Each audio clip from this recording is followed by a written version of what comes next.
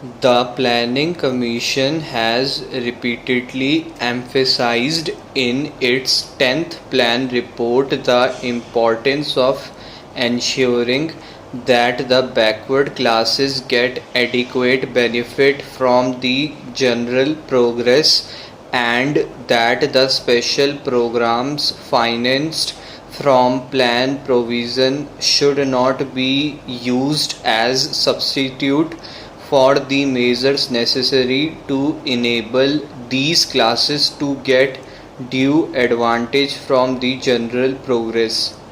But no attempt is however made in the mid-term appraisal to assess how far this recommendation of the Planning Commission was effectively implemented by the central and the state governments. There is reason to believe that, as before, adequate benefits did not accrue to the backward classes from the general progress.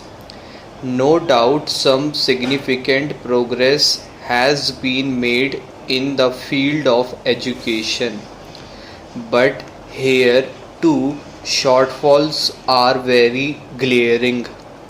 Our speed in the direction of literacy has not kept pace with the increase of our population, and today there are more illiterates in India than there were in 1951. The mid-term appraisal itself confesses that the standard of education, both at the primary and at the secondary stages, has gone down.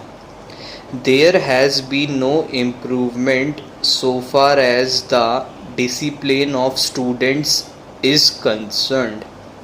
No attempt whatever has so far been made to cultivate in the students the democratic spirit, to educate them in the art of democratic citizenship, to befit them for discharging their duties as democratic citizens.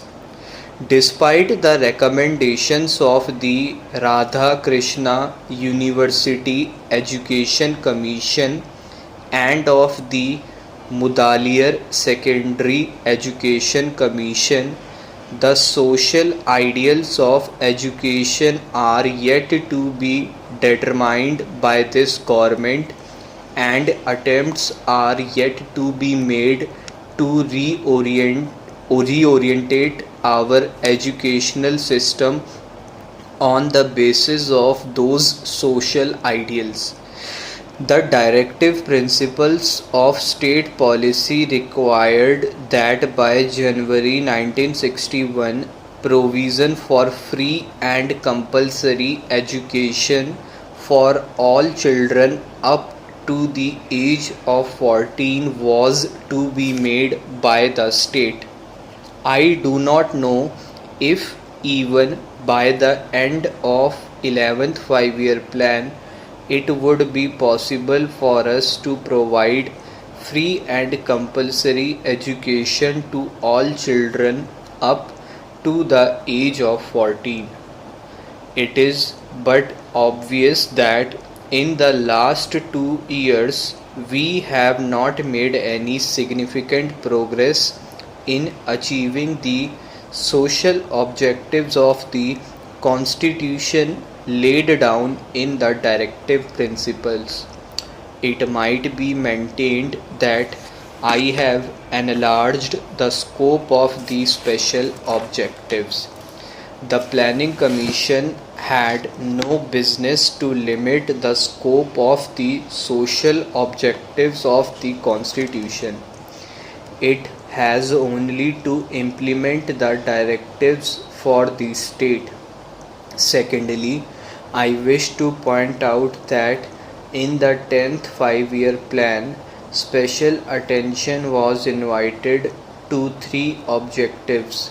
First, as citizens, men and women equally have the right to adequate means of livelihood.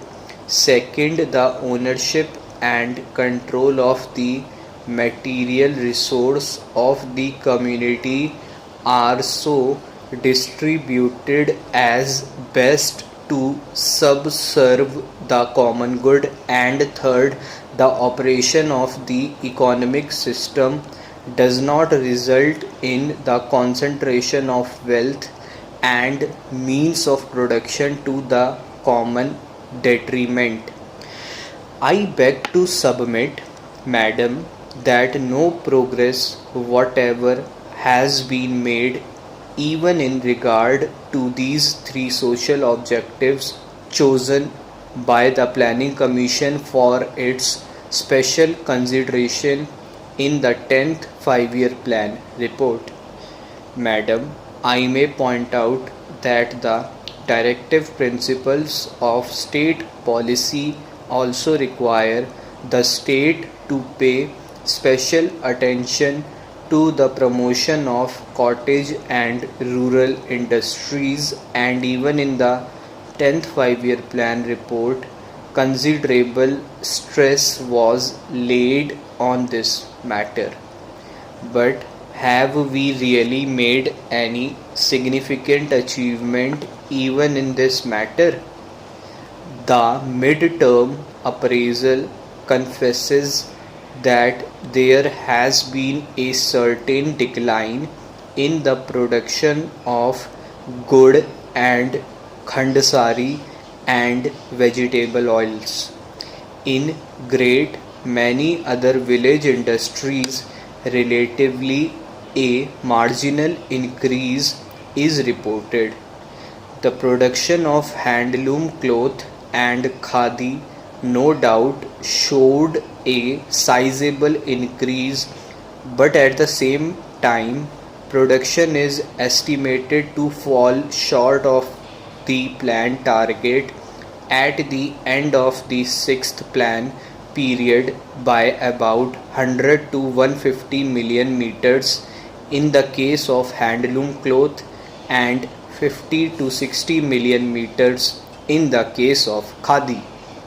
It is admitted in the mid-term appraisal that small industries and industrial states generally suffered for want of certain raw materials, especially since the onset of emergency.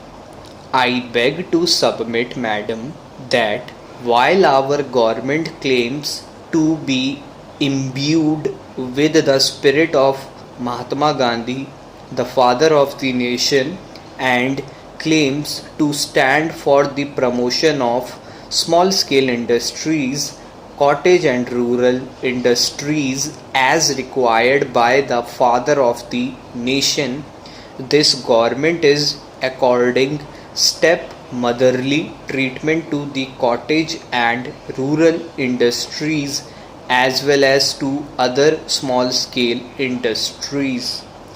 Take the case of gur and khandsari. Sometimes the government becomes very enthusiastic about promoting khandsari. Sometimes all sorts of restrictions are imposed on the production of gur and khandsari. The Defence of India rules were used to regulate the supply of sugar cane for producing gur and khandsari.